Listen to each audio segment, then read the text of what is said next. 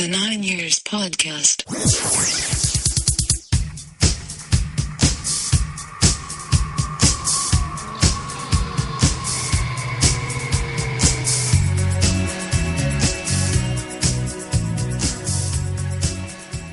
All right, everybody, and welcome to the 9 Years Podcast. My name is Nick Draper, and I'd like to thank you again for listening to today's show, whether you're joining us on YouTube or have downloaded the show via iTunes. Joining me for today is once again Stuart Deakins. And Stu, how are things going with you? Yeah, really good, Nick. Enjoying the week without no midweek game, which seems a bit of a rarity nowadays. Just recovered from Carlisle and looking forward to Saturday already.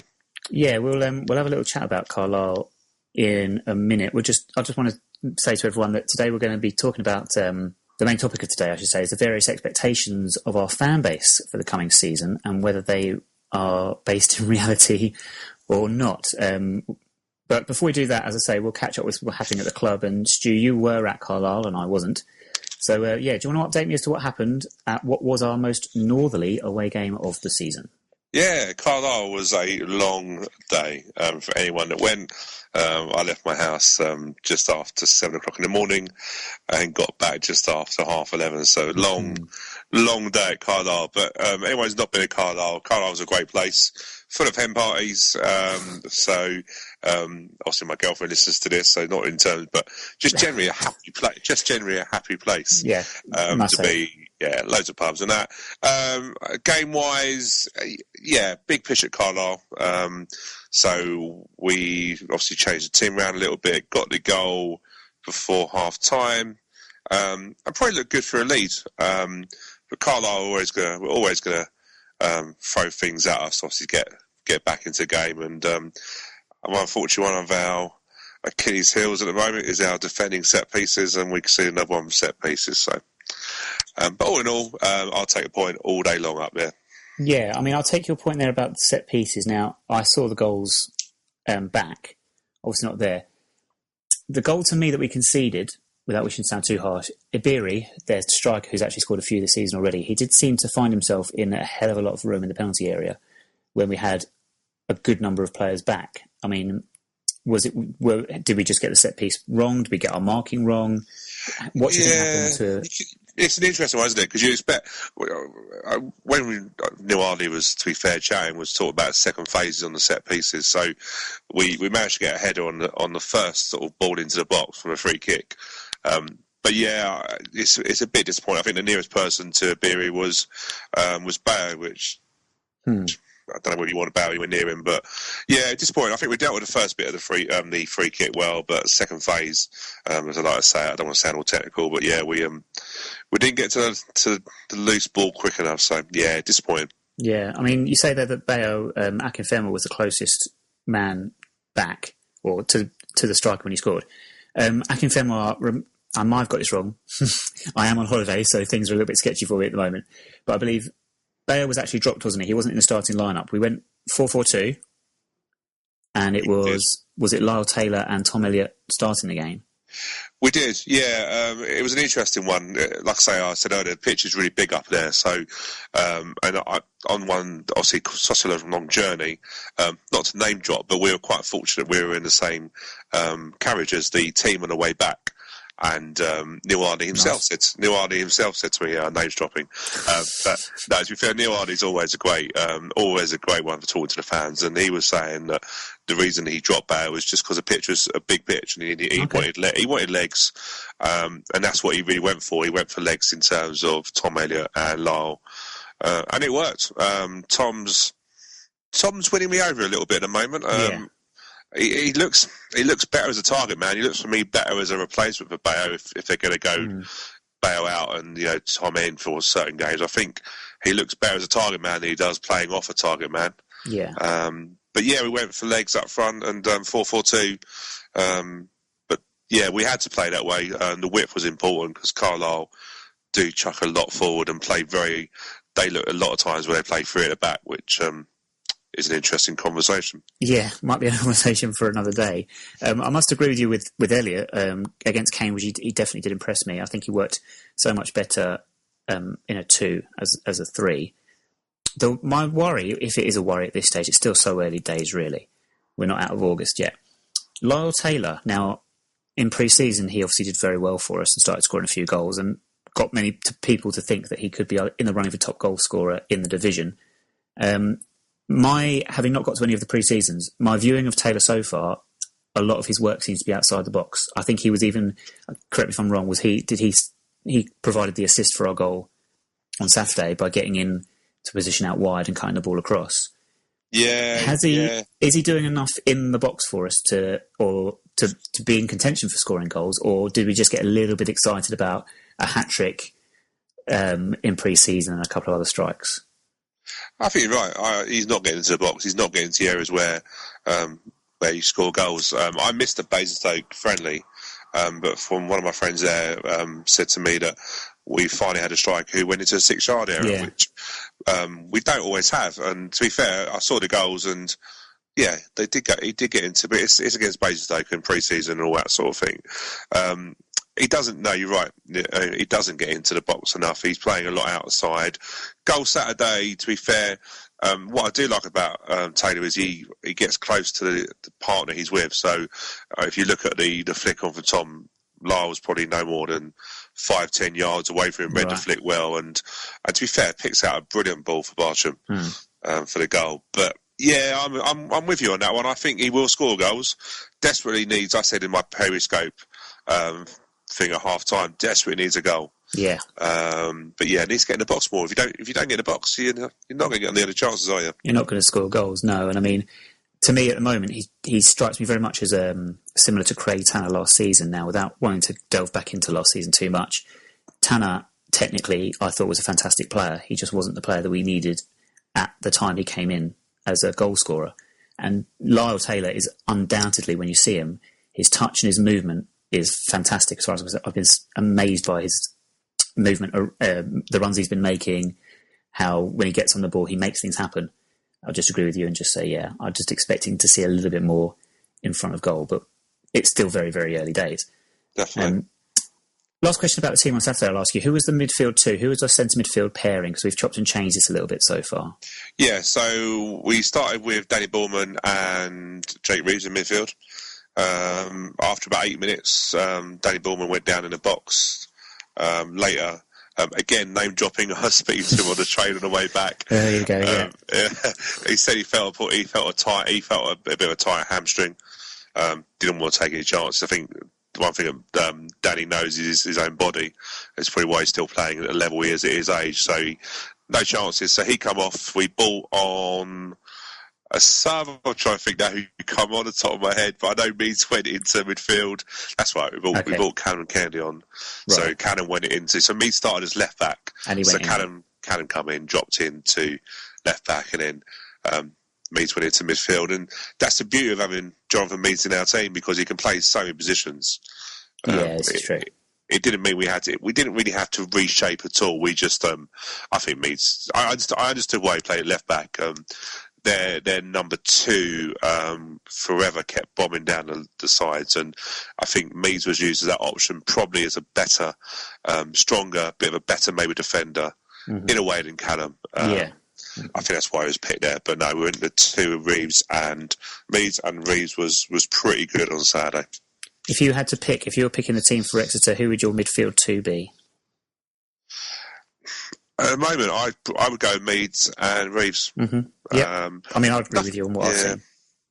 Nothing against Danny Bullman. I think we have to be realistic. He's getting on a bit, so maybe we have to pick and choose the certain games we play.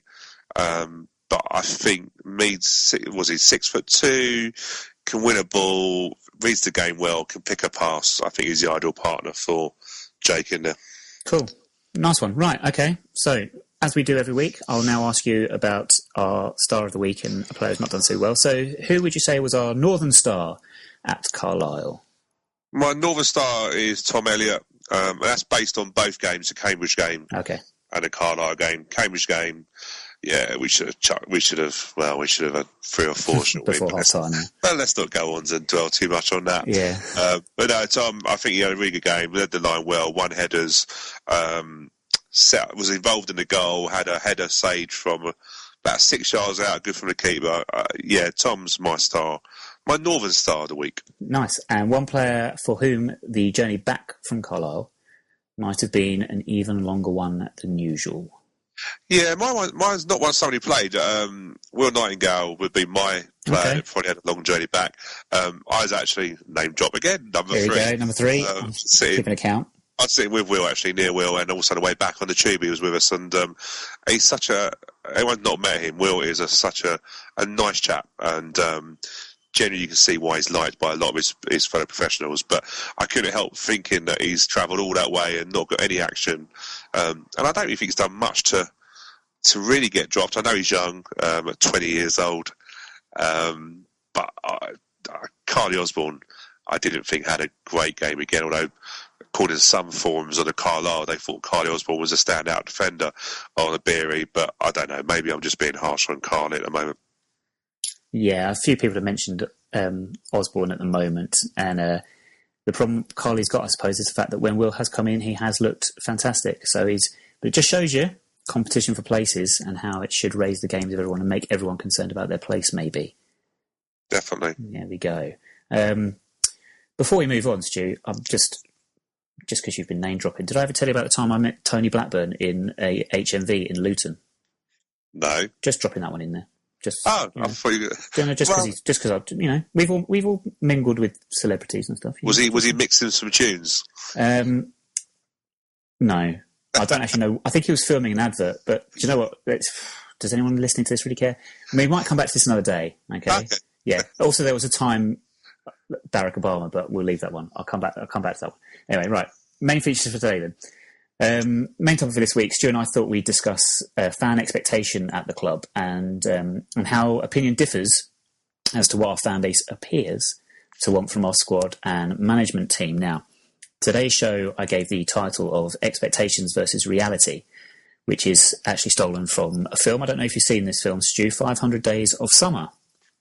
I've not, but I'm quite interested by what you're saying. It is actually a really good little film. It's with the girl that I can never pronounce her name properly, the girl in New Girl, Zooey Deschanel. Someone I'm sure will correct me because I know that our fan base are big on their movie stars.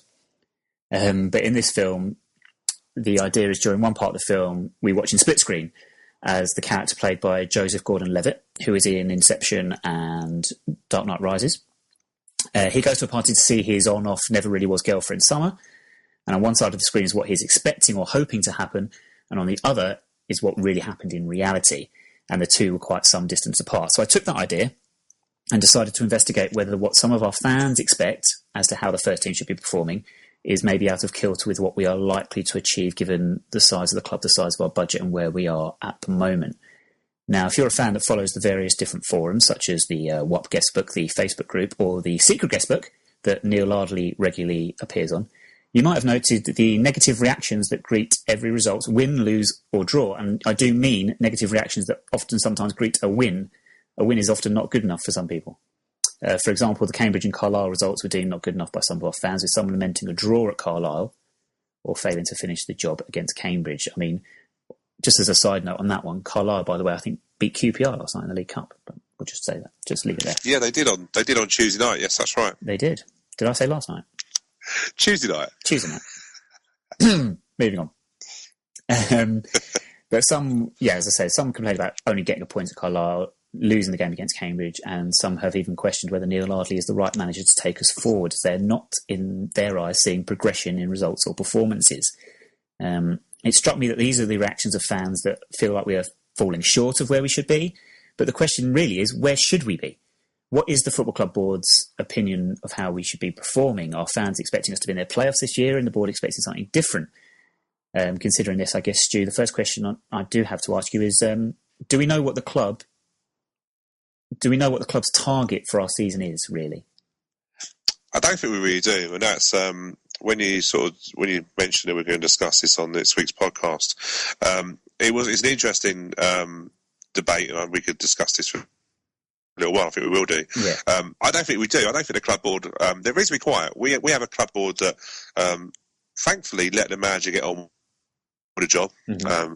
Don't say too much in the press, praising or negative. Yeah. So we don't really say an awful lot. And I'm one for a good board is one that just gets on with what it needs to do You don't know stuff. they're there. No, the only time you really see anything of mention is probably if you read the program notes with Eric. He sometimes can allude to the finances in the division as a whole, and they normally say where we are in financially compared to other teams. So I think we normally sit. I think from the first season we probably sat in the bottom 2-3 of budget. Yeah. I think from memory, reading what he said at the beginning of this season, we were in probably 6 from bottom in terms of budget. So you could argue that realistically, should we be a playoff chasing team? I don't know if we are, but we have an expectant fan base. So as older fans, as you and I know from when we were younger, budget never meant nothing when we were younger. Yeah. You compete. So I think that's where our fans are. But I don't think the board are quiet, and I don't necessarily have an issue with that. No, I don't have an issue with that at all. As I say, we're sort of in the dark then a little bit as to what Neil's been expected. I know you mentioned the budget. We'll go down this line for a moment. The budget then must be, I think, the highest we've had since joining the Football League. That's my interpretation of it. Again, I can't clarify that. But that's, like you say, that's sort of the sense you get out of the club, especially when you get emails from certain directors suggesting that we may have to raise a little bit more money ourselves because we're not quite got the money we need to pay for the current squad. Well, that was the implication. We might talk about that another day. But if our budget, say our budget is a bottom 6 budget, for instance, okay? Yes. Likewise, not likewise, but surely then our aim for the season, we should make that clear. Look, our budget is here. We're not saying that, your budget should naturally equate to where you are in the league. Okay, I'm sure Accrington Stanley's budget is probably the lowest every season. They still manage to stay up every year. Yeah. But could we be honest with our fans then and say, look, this is our budget. We're just happy to support Neil to carry on with his job, to keep bringing through the youth players from the academy, whilst maintaining our League 2 status. And anything above that is an absolute bonus. And with that, a statement like that has 2 implications. One, it might just then relax a few people or make a few more people more content with how we're doing on the pitch. It might conversely, some people might argue, if you come out and say that, you're demotivating the playing staff. Which way? Yeah. How do you look at that? Well, I think it's interesting. If you look back when we first started, we, to be fair, the interviews we had with players and that were limited. We're a lot more active now with Don's player, etc. But if we notice now the different in terms of tone of players, so Bayo was very honest when he come in that it was a 2-year plan. We made a massive statement by getting Bayo, getting Tubbsy in, getting Danny Bullman. I think the players have been more vocal about what we're trying to do than actually the team have in terms of the board. So they haven't said anything. I think we've got to remember we had 5 promotions in 9 seasons, so we have a lot of fans who got used to success. Brought up on success, yeah.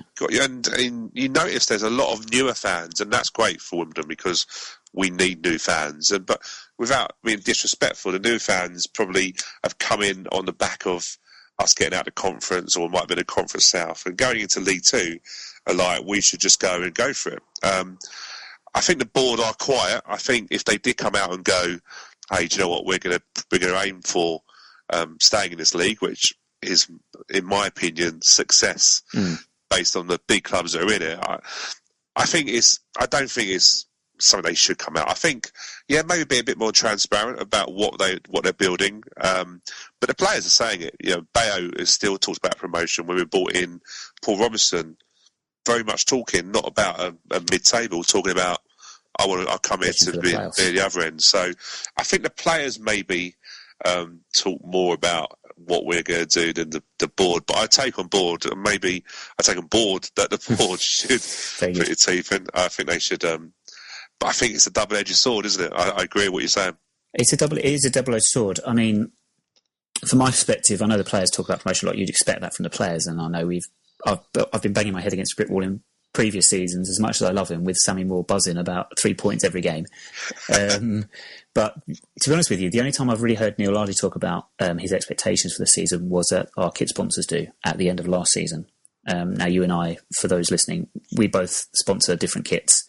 And at the end of the season, you get invited to a dinner with the players, and Neil does a little speech, and he takes some questions as well. And he was asked what the aim for the new season was going to be, and he came out immediately and said promotion has to be the aim. Now, realistically, is he saying that because he has to say that? If he'd have gone up on stage and said, our aim is to stay in the division, and if that means finishing 22nd, then so be it. Now, someone like me, I'll be honest, and I'll say, if he said that, I'd say, great, you're being honest with us, and we're not expecting anything more at this stage than staying in this league until we're in a position, maybe when the new stadium comes, to start to really progress. But has he got people's hopes up by saying that? And was that evident again in pre-season when Lyle Taylor scores a hat-trick, or when we signed a Paul Robinson player? And maybe I've been guilty about it as well. When we did our pre-season preview show, we talked about where we're going to finish, and we were saying, well, I don't think either of us down to the top half finish. And I even said, maybe even looking to get into that final playoff spot. And you do tend to get carried away as a football fan before the season starts. But does that then mean when we get a couple of negative results, and some people will look at the start of the season, what have we got? 4 points from 4 games, and people start to think, oh, okay, we've fallen short of what we're expecting, even at this stage, even 4 games in. Do you know what I mean? Has that expectation then caused an extra pressure, or are fans unrealistic now to be expecting playoffs?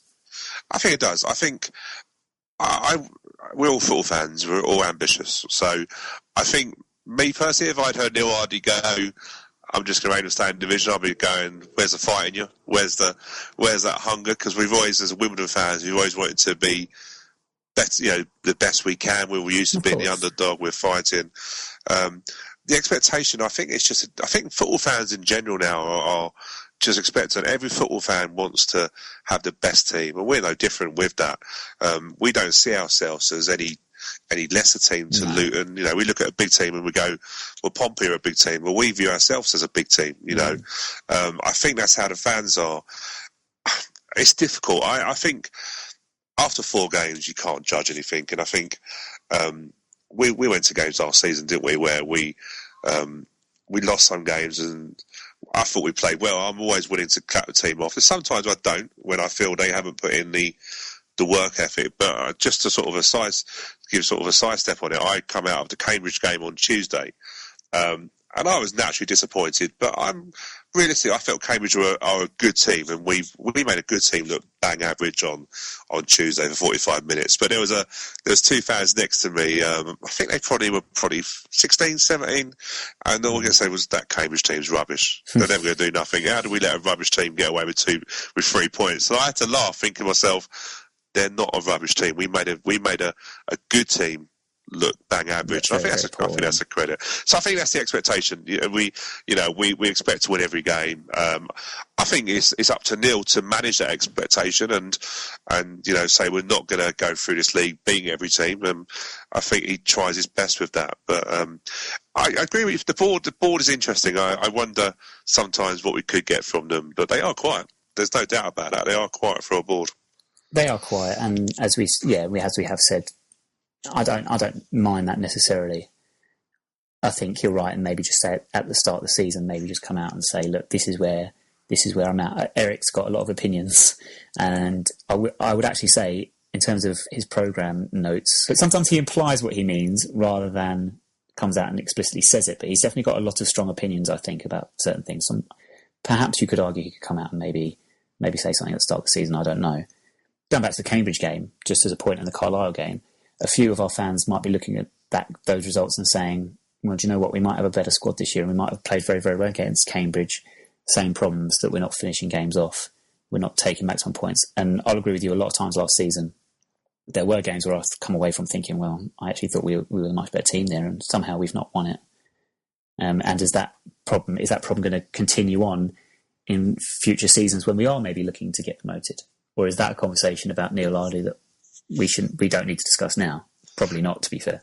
No, and I like I say, I name drop number 4, but no, in all seriousness, I was chatting to. I had a bit of a laugh with Simon Bassey and Neil Hardy. I did ask a cheeky question of who's doing set piece training this season from which Bassey said he's not, but he will be soon. They know the problems. One thing I would say is that without saying what Neil Hardy said to me, because to be fair, some of the stuff after the game, you're quite passionate, and he is a passionate gentleman, but he's not accepting people not working hard this year, and he felt that we made bad decisions at the Cambridge game that cost us a game. You haven't got to say who the players were, but no. He's definitely putting the work in. He does. I like the fact that he gets passionate about it. I like the fact that he's always looking for different ways of of doing things. And Nick and I used to moan about not having a plan B, and we have a plan B now. And the plan B is not maybe it was a 3-4-3 that we want it to be, but we've got somebody who's trying to develop this team and bring it on. And yeah, I'm confident. As I always am. You know me, Nick. I'm confident. Within an hour of a loss, I'm more confident we're going to win the next game. Yeah, I would never accuse you of being negative at all, Stu. But to finish up then, what would you say your expectation? Give me a position 1 to 24. Your expectation of where you may be thinking we'll finish the season, and where then in reality you think we probably should be thinking of finishing, if that makes sense. Yeah, I think. Well, what did we finished 11th last year? What? Huh? It was 11th we finished last year. Oh wow, I'm going to have to check that one, Stu. I think it was. Was it 11th or 13th? People are going to have to. I don't know. I think it was a bit lower than that. I don't know. I'm going to check it now. Keep talking. Okay, we might have not finished 11th. We should have finished 11th. We finished around about mid-table. This is when you get me off topic and I've not done my search. Bad. That's fine. I never search. I think realistically, I would always think we should finish top half.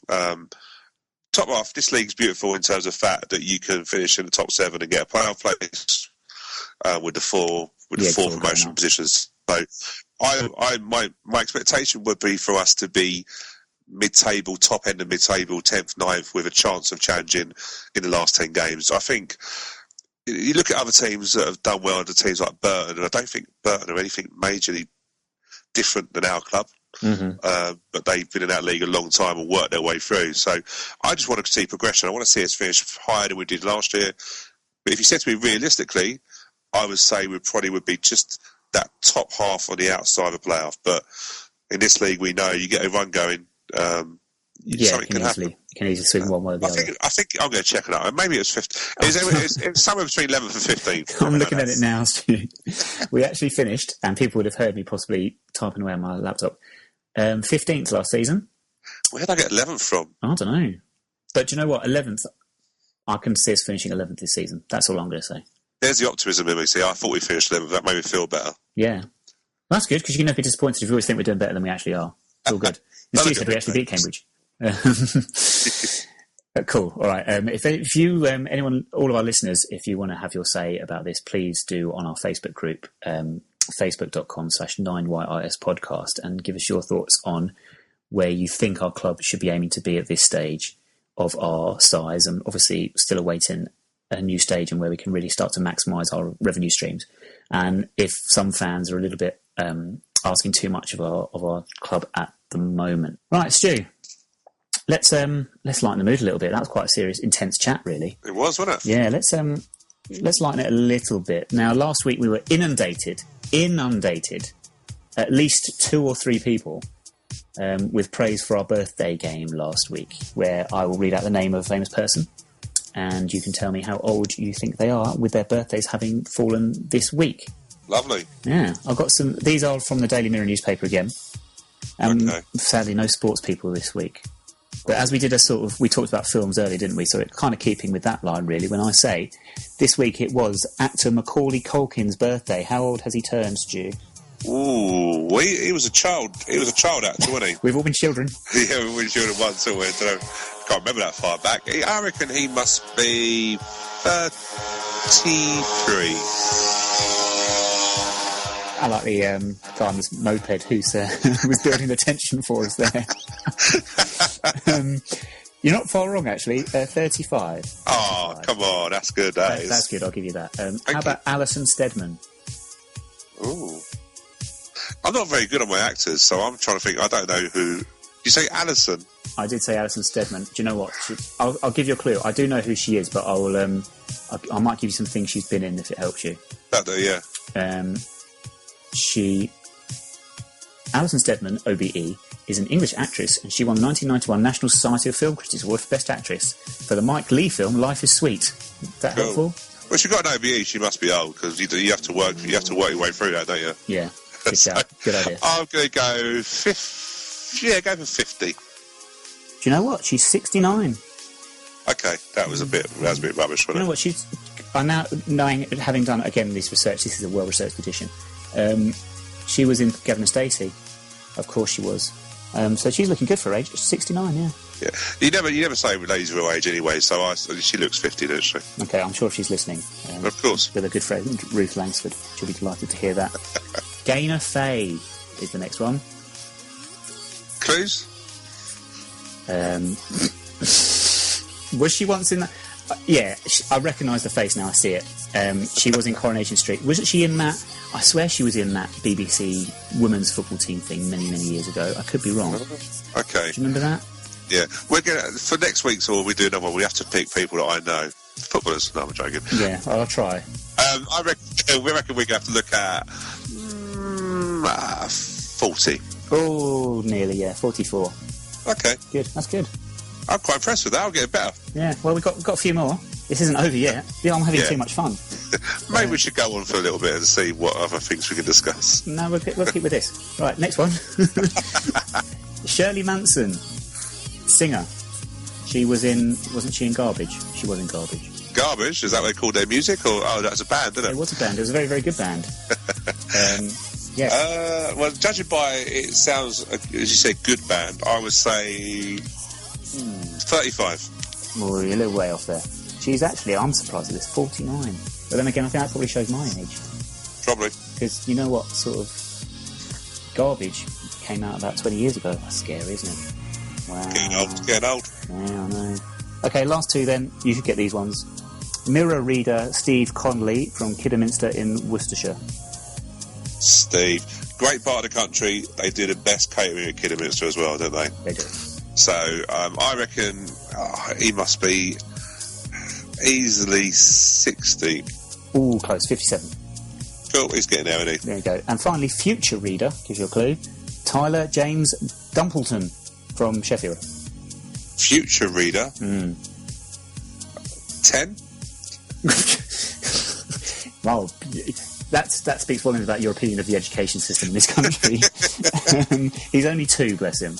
Okay. Yeah. He's got a little way to go, He's got a little way to go. Double-barreled name, so it's quite popular. How's he getting in a paper? I'm guessing parents do probably might have. Let him grow up. Let him have a life. It's just his birth. It's just a happy birthday mentioned, Stu. Oh, he's so grumpy. He's got loads more birthdays come up, hasn't he? Oh, this is true. Living in Sheffield, actually, probably not. Oh, I don't know. Yeah, don't have any windows. Anyway, I expect to do a 25. anyone in Sheffield, of course, lovely place, loads of chimneys. Thank you. Yeah, thanks Sheffield Wednesday. And the last time I was there, we won, so thank you. Right. Yes, right. 2 home games coming up this week. Let's get this podcast back on track. Exeter fresh from their 9-goal thriller against Sunderland in the League Cup on Tuesday night, and on Saturday. That's on Saturday, sorry, and then following Tuesday, Plymouth come up to play us in an Auto Windscreen Shield match. Stu, just a prediction for Exeter for now? Yeah, I reckon 2 or 3-1 to us after Exeter's long trip up north. Okay, being positive as always. Of course. I'm actually going to say I think it'll be a draw, actually. I think they're a good team, and I'll go for a 2-2. I think we drew them 2-2 a couple of years ago. Same again. We'll put them on the Ask Prediction League as well. Remember, you can do that as well. Yes. Live commentary available on Radio WDON via Don's Player, which I am reliably informed costs just £4.99 a month, I think. Stu, is that correct? £4.99 a month? It does, great value. £4.99 a month, and loads and loads of stuff on there at the moment. Good work done by Chris Slaven at the club, and also Rob Cornell. I forgot his name then. Don't tell Rob I forgot his name. But they do some really good stuff, and in HD now as well. So you can see him. You can see him even better now in HD. And some players you don't want to see as well in HD. But yeah, we won't mention who, but yes, Stu's already spoken ill of the player. I mean, Stu told me Akinfenwa. Akinfenwa was fine. The one you've got to worry about is Callum Kennedy, because he's letting his beard grow again now. What happened to didn't you were modelling your beard on Callum at one point, if I remember correctly? Yeah, but it's because it was getting cold. I don't know why Callum's was. I think Callum's was some sort of superstitious thing or something. Did he shave? I think he was going to shave it after our next win. Oh, I think there was something like that. Yeah. It showed how long it got, didn't it? Well, yeah. Well, he's had it all summer, hasn't he? Cool. Yeah. Yeah, great. If you can sign up for Don's Player, I would definitely recommend it, as Stu has. And don't forget also that updates will be available on the Periscope app at AFCW Scope, with further text updates on Twitter. How things are going with Scope, Stu? Yeah, going well. We had a good reaction, viewing figures for the Carlisle game. We've got now over to 105 followers. Wow. So really good. We also had a bit of good fortune as well on our Twitter site for our updates that Paul Raymond does a lot of. We managed to entice John Green into following us. Not his official site, but he's got a John with Sports Twitter site, and he followed us, retweeted, and I think he's got about something like 90,000 followers. So good old John Green. He definitely gets involved. But yeah, Periscope's going well. Sometimes, just bear with us, some people. Sometimes the signal does drop out. Crawley, don't know why, but Crawley just has no signal, and Carlisle dropped out at half time. But to be fair, Stu, Carlisle, they're still about 15 years away from Wi-Fi and mobile internet. So I think so. We've done well. We've done well to get what we did, but home games, no problem at all. We get 4G easily. Home, away games, really just depends on where we are. And can I just drop this into the conversation at that point, if the club are listening? Free Wi-Fi. Free Wi-Fi? Should we get that? Why not? Yeah, come on, club. Yeah, you get free Wi-Fi. Don't see why not. Anyway, for those keeping score, by the way, that was name drop number 5 from Stu. Then John Green. Just saying. I don't know, but I'm sure I will do eventually. I'm sure you will do, Stu. Great. So yeah, please look at the Periscope app at AFCW Scope on Twitter as well. Another League 2 game you'll be looking forward to on the weekend. I have a feeling, Stu, that if you've looked at the fixtures on Saturday, you and I are probably going to pick the same game. Yeah, I did look at them, and I deliberately went away from the one you're going to pick. How do you know? How did you know I was going to pick Morecambe Oxford? I didn't realise them two were playing. I don't know if they are, to be honest with you. I had a couple. I know the one you're going to go with. I'm going to go with Leyton Orient versus Bristol Rovers. Oh, yeah. First versus fourth. Bristol Rovers come up, done really well.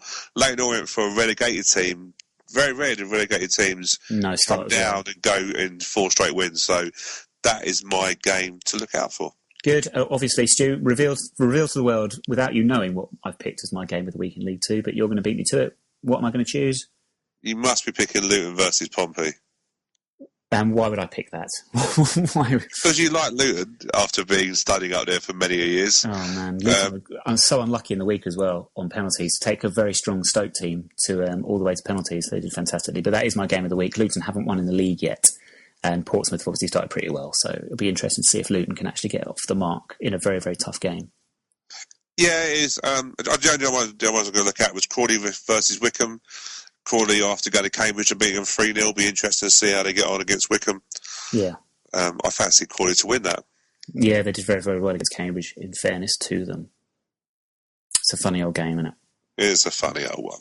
Yeah. Right, that brings us to the end of today's show. I think we've gone very, very long, Stu. I thought this would be a nice quick one, but I think we've just been chatting too much, really. That's what it is. But there we go. Nothing wrong. I'm sure we've entertained the listeners. Definitely. Yeah, who I would like to thank for listening. And remember again to like us on Facebook, add your comments, and then follow us on Twitter at 9YRS Podcast.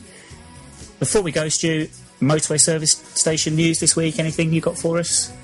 No, nothing. Nothing at all. We've done no away games, have we? So what's our next one? Mansfield I can't do. Yeovil, that'll probably be some little chef somewhere, wouldn't it? I would have thought down that way. Cool. Right, we'll expect little chef news then after the Yeovil trip. Joy. I'll take that as a yes. Right. Yes. This show is still going. We haven't fallen apart, although it might sound like it. So yes, we'd like to. I'd like to thank Stu for today. Possibly one of our best episodes and certainly most well researched. Next week we'll be talking to Jermaine Defoe about the Quaker movement. So we'll see you there.